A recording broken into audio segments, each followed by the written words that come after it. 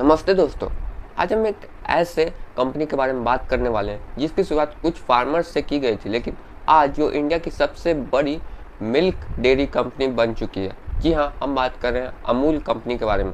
अमूल यानी आनंद milk union limited, जिसे year 1946 को मतलब कि शुरुआत किया गया था त्रिभुवन दास के द्वारा। क्योंकि उस समय की जो पॉल्सन डेयरी थी वो एक ब्रिटिश डेयरी हुआ करती थी, जो एक मोनोपोली रन किया करती थी। वो अपने अपने मिल्क के अगेंस्ट फार्मर को जो प्राइस नहीं पे किया जाता था उनके मिल्क के लिए, तो इसी को देखते हुए फार्मर्स ने त्रिभुवन दास से कहा कि हमारा जो मिल्क है उनकी सही प्राइस और सही रेट में हमें नहीं दिया जाता, और मार्केट में हमारे ही मिल्क के कुछ प्रोडक्ट बना के उसे हायर रेट में बेचा जाता है, जिससे हमारी जो मिल्क है ना तो हम उस मिल्क का अच्छा प्राइस ले पा रहे हैं और ना तो हमारा फ़ायदा हो रहा, उल्टा हमारा ही लॉस हो रहा। तो इसी को देखते हुए त्रिभुवन दास ने वल्लभ भाई पटेल को ये कहा, और वल्लभ भाई पटेल ने कहा कि आप इसे कोऑपरेटिव बनाइए, जिसे जो पॉल्सन डेयरी है उसकी मोनोपोली तोड़ने के लिए, जो उस समय मोनोपोली रन हुआ करती थी, जो सारा दूध यानी जो सारा मिल्क कलेक्ट होकर बॉम्बे जाया जाता था सारे को प्रोडक्ट बनाने के लिए। तो त्रिभुवन दास ने कोऑपरेटिव बनाया जिसका नाम था अमूल यानी आनंद मिल्क यूनियन लिमिटेड।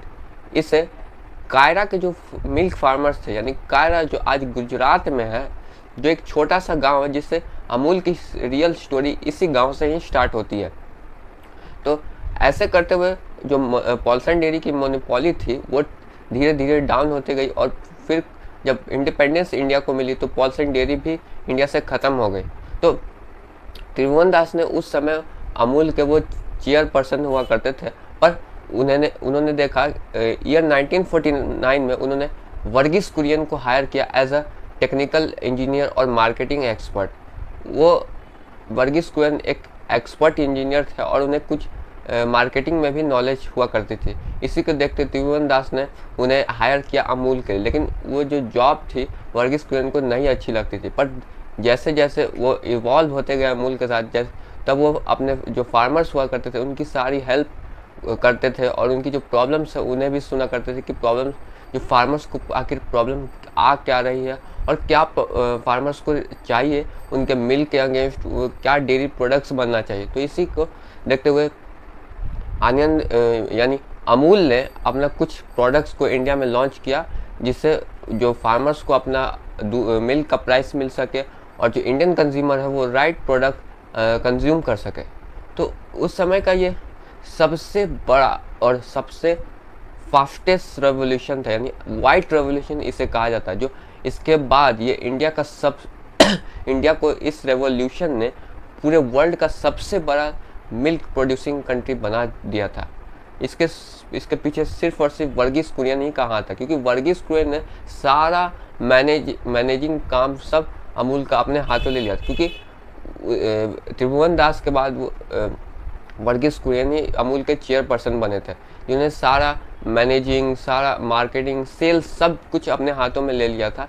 इससे जो अमूल की ग्रोथ थी वो और फास्ट होने लगी, और पहले जो पॉल्सन डेयरी थी वो जो मोनोपोली रन किया करती थी वो भी ख़त्म हो गई, और फार्मर्स को उनका राइट प्राइस मिला मिल्क का, जिससे फार्मर्स भी सेटिस्फाई हो सके और उनका एम्प्लॉयमेंट भी मिला कोऑपरेटिव खुलने से। और आज जो हम अमूल के प्रोडक्ट्स यूज़ करते हैं वो कितने टेस्टी और कितने अच्छे होते हैं, वो सिर्फ और सिर्फ वर्गीस कुरियन की वजह से। क्योंकि वर्गीस कुरियन ही है वाइट रेवोल्यूशन को इंडिया में लाने वाले। वाइट रेवोल्यूशन जिसने पूरा India fastest milk producing country बन चुका था, और फार्मर्स भी अपने मिल्क का प्राइस उन्हें मिलता था, उनका जो प्राइस था वो राइट जो अमूल को देते थे एज अ मिल्क मतलब कि डेयरी प्रोडक्ट्स बनाने के लिए, वो भी उनके लिए सेटिस्फाई हो गया था। पर आपने देखा होगा अमूल की एड में कि वो जो लड़की रहती है जो बोलती है अटरी बटरी डिलीशियस अमूल, आखिर वो कैसे आया। तो उस समय के जो कायरा में एक पोस्टमैन हुआ करते थे, जिनकी बेटी ऐसे ही बिल्कुल ऐसे ही दिखती थी, जिसको देखते हुए इसका जो टैगलाइन है वो रख दिया गया अटरी बटरी डिलीशियस अमूल, जिससे ये एक इतना वायरल हुआ और लोगों को भी इतना पसंद आया, जिससे जो अमूल की मार्केटिंग थी वो और ग्रोथ हुआ और अमूल की और सेल्स बढ़ी, जो और एक्सपेंशन हुआ, जिससे अमूल आज इंडिया का सबसे बड़ा डेयरी कंपनी है। जो आप अगर 10 में से आप अगर डेयरी प्रोडक्ट कोई भी कंज्यूम कर रहे हो, उसमें से आपको 8 सिर्फ और सिर्फ अमूल के ही मिलेंगे, क्योंकि अमूल जो इंडिया की सबसे बड़ी डेयरी कंपनी बन चुकी है आज की डेट में। जहाँ कुछ फार्मर से स्टार्ट होने वाली कंपनी आज इंडिया की सबसे बड़ी डेयरी कंपनी है, जिसमें वो आइसक्रीम, मिल्क, कर्ड, बहुत सारे प्रोडक्ट्स वो मैन्युफैक्चरिंग करती है।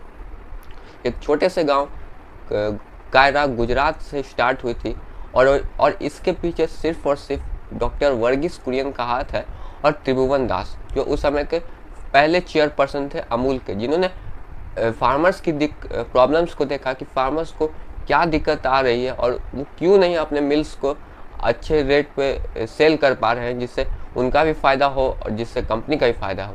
तो ये थी अमूल की कहानी। तब तक के लिए टिल देन गुड बाय।